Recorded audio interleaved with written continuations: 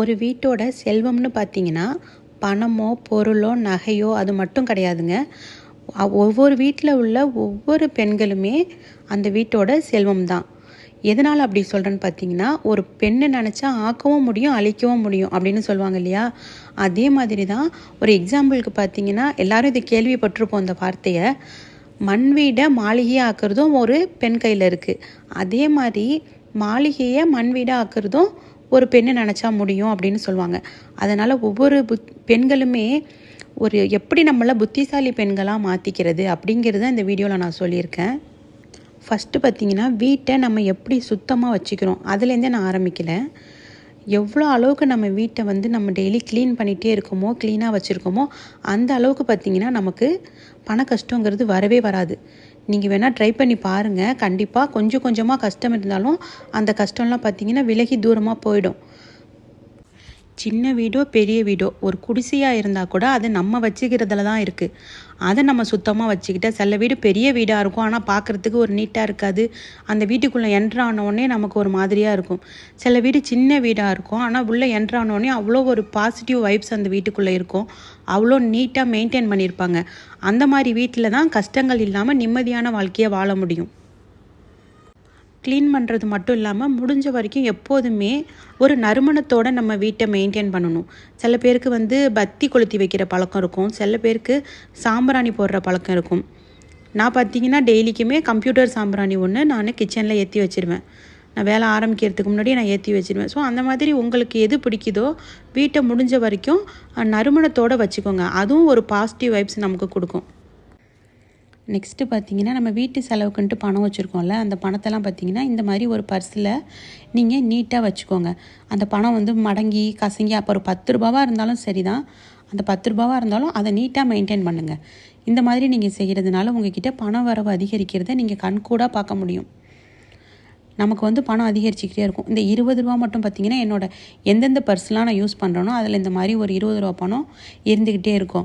இப்போ நான் இந்த பர்ஸு பழசாக இருந்ததுனால வேறு பர்ஸில் மாற்ற போகிறேன். இந்த பணத்தெல்லாம் மாற்ற போகிறேன். ஆனால் அந்த 20 ரூபா மட்டும் எம்டி பர்ஸாக வைக்காமல் அந்த 20 ரூபா மட்டும் அதிலே இருக்கும். இந்த மாதிரி உங்களுக்கு எவ்வளோ பணமாக இருந்தாலும் சரி தான். இந்த மாதிரி நீங்கள் மடக்காமல் நீட்டாக வச்சு பாருங்களேன். வச்சு பார்க்கும்போது உங்களுக்கு கஷ்டங்கள் குறையிறத நீங்கள் கண்கூட பார்ப்பீங்க.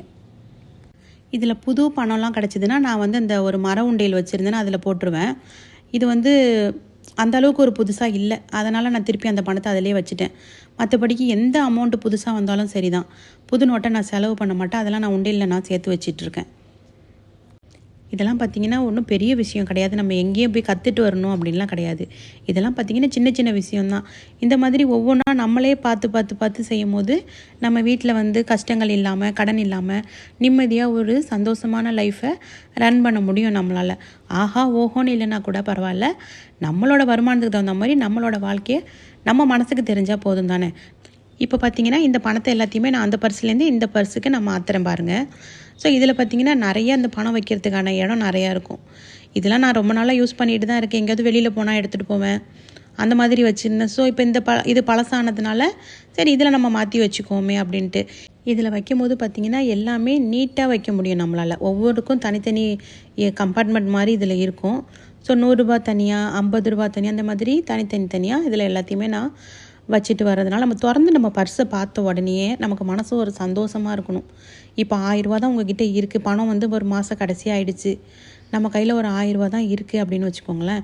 அந்த 1000 ரூபாவை நீங்கள் ஒரு 2 தாளாக பார்க்குறத விட 100 ரூபாவாக நீங்கள் மாற்றி வச்சு பார்க்கும்போது நம்ம கண்ணுக்கு அதிக அமௌண்ட்டு தெரியும். ஸோ இதெல்லாம் ஒரு பாசிட்டிவ்னு வச்சுக்கோங்களேன். பணம் வரவு அதிகரிக்கணும் அப்படின்னா இதெல்லாம் ஒரு சின்ன சின்ன டிப்ஸாக நான் ஃபாலோ பண்ணுறது தான் உங்ககிட்ட சொல்லிகிட்ருக்கேன். அதனால் சின்ன அமௌண்ட்டு பெரிய அமௌண்ட்டெல்லாம் நம்ம பார்க்க வேணாம். நம்ம கையில் எவ்வளோ அமௌண்ட்டு இருக்கோ அதை பணம் கம்மியாக ஆகிற நேரத்தில் இந்த மாதிரி சேஞ்சாக மாற்றி, இப்போ 100 ரூபா தான் இருக்குனாலும் பிரச்சனை இல்லை, 10 ரூபாவாக மாற்றிக்கங்க. 200 ரூபாவாக இருக்குன்னா 20 ரூபாவாக மாற்றிக்கங்க. இந்த மாதிரி நீங்கள் சேஞ்சாக மாற்றி நீங்கள் பார்க்கும்போது நம்ம கண்ணுக்கு அந்த பணம் நிறையா தெரியும் போது ஒரு பாசிட்டிவ் வைப்ஸ் நமக்கு இருக்கும்.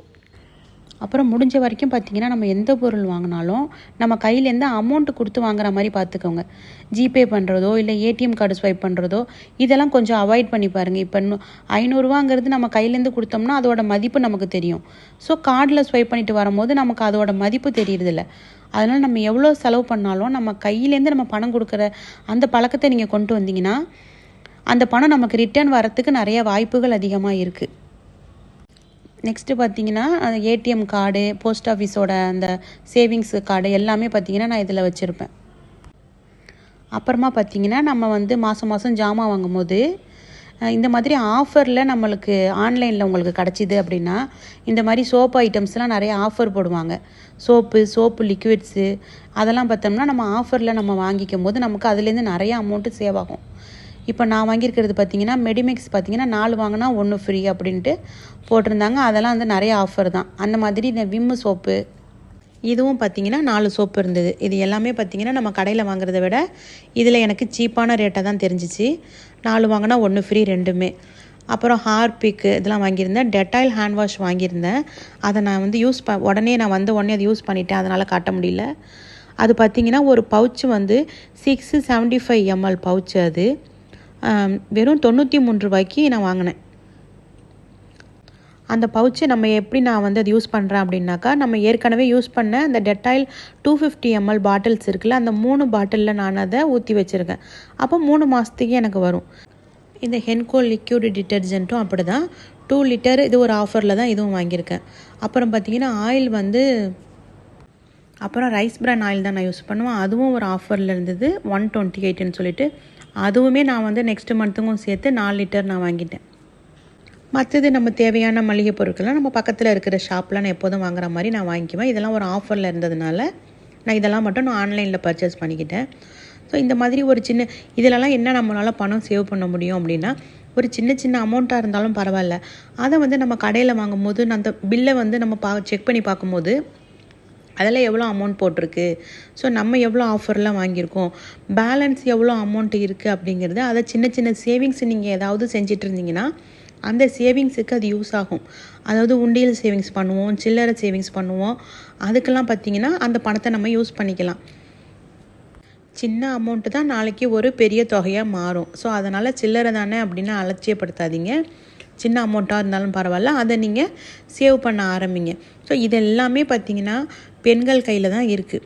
ஸோ நம்ம தான் ஃபேமிலியை ரன் பண்ணுறோம். என்ன தான் சம்பாதிச்ச ஆண்கள் கொடுத்தால் கூட அதை நம்ம பெண்கள் தான் நம்ம வந்து ஒவ்வொன்றையும் பார்த்து செய்கிறவங்க பெண்கள் தான்.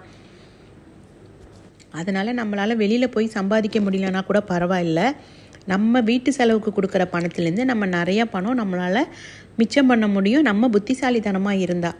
அந்த மாதிரி இதில் வர பணத்தை, மிச்சமாகிற பணத்தை நீங்கள் ஏதாவது சின்ன சேலஞ்சஸ் பண்ணுவீங்கள்ல, அந்த மாதிரி சேலஞ்சஸ் பண்ணிங்கன்னா அந்த மாதிரி ஒரு உண்டையில் நீங்கள் சேர்த்து வைங்க. நீங்கள் சேர்த்து வச்சு பாருங்கள், உங்களுக்கு ஒரு 6 மந்த்லேயோ 1 இயர்லேயோ உங்களுக்கு எவ்வளோ அமௌண்ட் நீங்கள் சேவ் பண்ணியிருக்கீங்க அப்படிங்கிறது. இந்த உண்டியல் எனக்கு எப்படி கிடச்சிதுங்கிறத நான் நெக்ஸ்ட் வீடியோவில் சொல்கிறேன். நான் இன்னிலேருந்து இதில் 1 ரூபி சேலஞ்சு நான் ஸ்டார்ட் பண்ணிட்டேன்.